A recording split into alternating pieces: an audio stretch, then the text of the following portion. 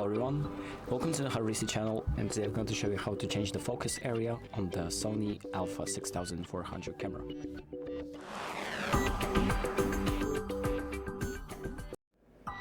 So the first thing that we're going to do is open up the settings by pressing the menu button, and then we're going to go to the section number 1, so this red camera section, then go to page number 5, and then select focus area. And here you have a few options like zone, Y, center, and other options.